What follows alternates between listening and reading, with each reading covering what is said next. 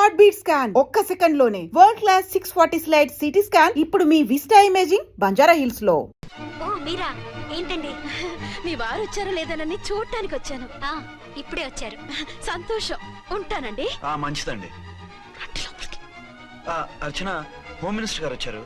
నేను ఒకసారి బయటికి వెళ్ళి వెంటనే వచ్చేస్తాను. మళ్ళీ వెళ్తారా? లేదు నాన్న, ఇప్పుడే వచ్చేస్తాగా. సరే, త్వరగా వచ్చండి. Over acting.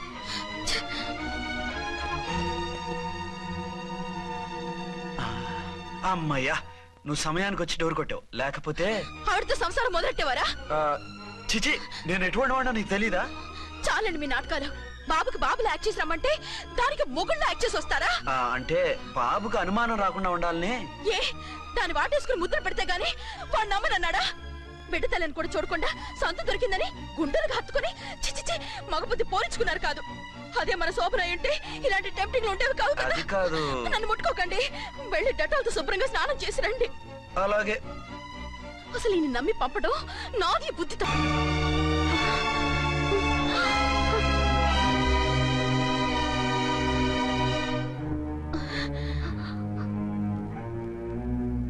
నువ్వా?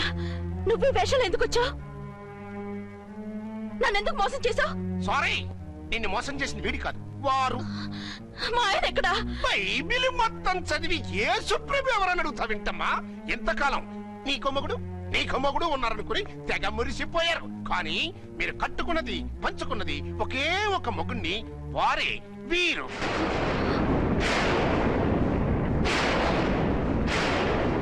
బాబు, ఆవిడ మీకేమవుతుంది? ఆవిడ మా ఆవిడే. ఆవిడ ఆవిడ మా ఆవిడే. విన్నారుగా లేడీస్? ఈ సీన్ లో ఇక మన పని అయిపోయింది. ఇప్పుడు వన్ డే మ్యాచ్ మొదలవుతుంది. టాస్ వేసుకుని ఎవరు బౌలింగ్ చెయ్యాలో ఎవరు బ్యాటింగ్ చెయ్యాలో వాళ్ళే డిసైడ్ చేసుకుంటారు. మనం గ్యాలరీలో కూర్చుని మ్యాచ్ చూద్దాం, పద. ఎందుకింత మోసం చేశారు? ఎందుకింత ద్రోహం చేశారు? నేను ఎవరిని మోసం చేయలేదు, ఎవరికి ద్రోహం చేయలేదు. పాపం, విధి ఆడిన వింత నాటకంలో ఆర్టిస్ట్ అయి ఉంటాడు. చెప్పండి, ఒక పెళ్లి చేసుకుని నన్నెందుకు రెండో పెళ్లి చేసుకున్నారు? మీకు భార్యగా నేను సరిపోలేదా? ఆవేశపడకుండా నేను చెప్పేది వినండి. నువ్వు చనిపోయావు అనుకుని అందరూ కలిసి నాకు బలవంతంగా పెళ్లి చేశారు. ఆ విషయం నాకెందుకు చెప్పలేదు?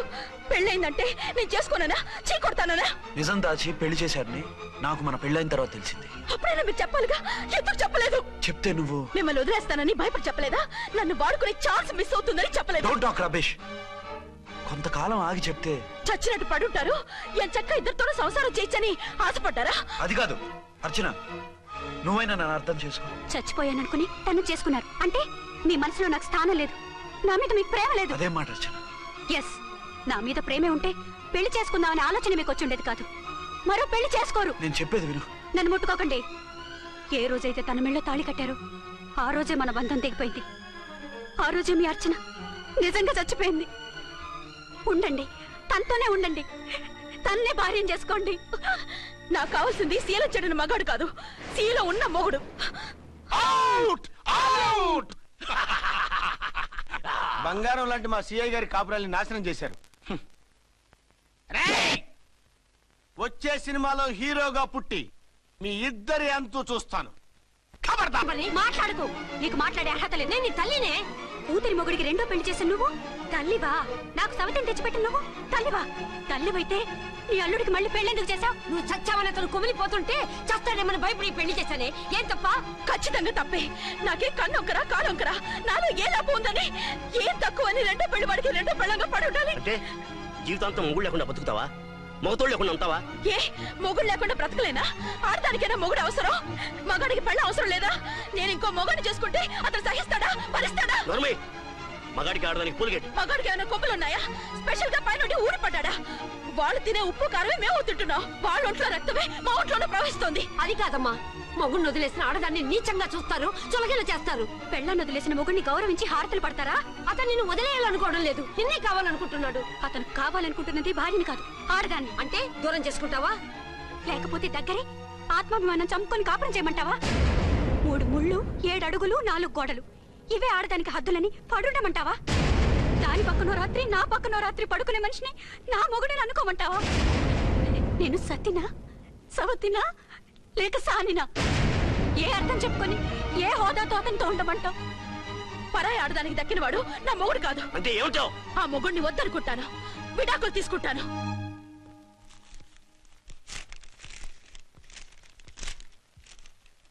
ఏమిట్రా అది? లాయర్ నోటీసులు. లాయర్ నోటీసులు ఎవరు పంపారు? నీ కోడళ్ళు. దేనికి? వాళ్ళకి విడాకులు కావాలంట. నువ్వెందుకురా బాధపడతావు? సిగ్గు ఎగ్గు లేకుండా విడాకుల కోసం కోర్టుకెక్కినందుకు వాళ్ళు బాధపడాలి. నీలాంటి మంచి మొగుడిని దూరం చేసుకుంటున్నందుకు వాళ్ళు ఆడవాలి. మీసం లేని వాళ్ళు వాళ్ళకి అంత పట్టుదల రోషం ఉన్నప్పుడు మీసం ఉన్న మగాడివి నీకెంత ఉండాలరా? వాళ్ళకి ఒక్కర్లేనప్పుడు నీకు వాళ్ళు అక్కర్లేదు. ఇంతకాలం నువ్వు చెప్పింది నేను విన్నాను, ఇప్పుడు నేను చెప్పింది నువ్వు వినాలి. మొగుండి వదిలేసిన వాళ్ళకి మొగుడు తోటమేమో కానీ పెళ్ళాం వదిలేసిన మొగుడికి 1,00,000 మంది దొరుకుతారు. నువ్వు మళ్ళీ పెళ్లి చేసుకో. అప్పుడు గానీ జనం నేల మీద ఉయ్యరు. ఊహించుకుని పనిచేసింది వాళ్ళురా. నువ్వు వాళ్ళని మర్చిపోలేక జీవితాంతం నరకం అనుభవిస్తుంటే చూసి ఆనందించాలని వాళ్ళ ప్లాన్. నువ్వు మళ్ళీ పెళ్లి చేసుకుంటే ఆ కుక్కలు చెప్పుతో కొట్టినట్టు అవుతుంది. అంటే ప్రతీకారం కోసం పెళ్లి చేసుకోమంటావా? లేకపోతే ఇంకా వాళ్ళకి మొగుండని వాళ్ళ ఫోటోలు పట్టుకుని కుళ్ళి కుళ్ళి ఏడుస్తావా? ఒక్కసారి చేసిన తప్పుకే నరకం అనుభవిస్తున్నాను. మళ్ళీ జీవితంలో అటువంటి పొరపాటు చేయను. పోనీ చెయ్యని పొరపాటు చేయి, కొత్త అలవాటు చేసుకో.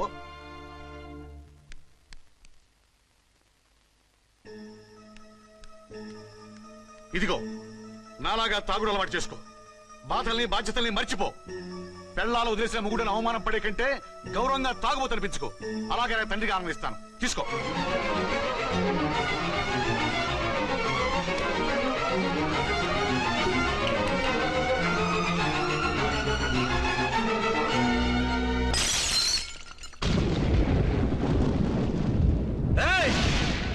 అర్చన, ఝాన్సీ, బయటికి రండి. రండి.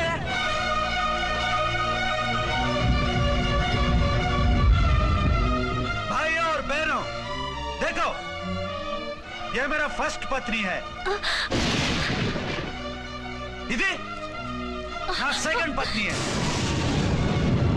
ఏంటే ఏంటి ఆ లుక్లు?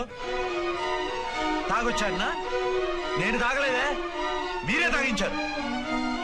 తెగేదాకా తెచ్చారు, తాగేదాకా తీసుకొచ్చారు. నాకు విడాకులు ఇస్తారు. నాది పెళ్ళా పేకాట? ఆడినంతసేపు ఆడి మధ్యలో మిడిల్ డ్రాప్ చేయడానికి. అసలు నేను మీకేం ద్రోహం చేశాను? నువ్వు తిరిగి రాగానే on the spot first night cancel చేసుకుని నీ దగ్గర పరిగెత్తు రావడవా? ఇంకో మగాడు ఎవడైనా అయితే అలా వచ్చేస్తాడా? చెప్పను చెప్పను, ఛాలెంజ్. నువ్వు చచ్చావు అనుకుని పిచ్చి వెదవలా తయారయ్యాను. కళ్ళు పూసుకుంటే కళ్ళలోకి వస్తున్నావని కంటికి నిద్ర లేకుండా కడుపుకి తిండి లేకుండా గడిపాను. చచ్చి నీ దగ్గరగా వద్దాం అనుకున్నాను. కానీ నా కన్న తల్లిని మర్చిపోలేక తాగుడికి అలవాటు పడ్డ మా నాన్న నా జీవితంలో నీ జీవితం కాకూడదురా, భార్య లేని లోటేంటో నేను చవి చూశాను, మళ్ళీ పెళ్లి చేసుకోరా అని బలవంతం చేస్తే చచ్చి కన్న తండ్రిని ఏడిపించలేక బతికి దీన్ని పెళ్లి చేసుకున్నానే తప్ప దీని రంగు పొంగు చూసి వెర్రెత్తి కాదు.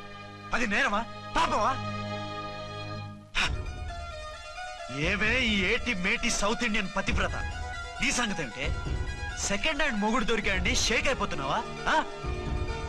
ఇంతకు ముందు నేను ఎప్పుడైనా తాగానా? నేను తాకానా? కామం కళ్ళకెక్కి నీతో మంచం ఎక్కానా? మజా చేశానా?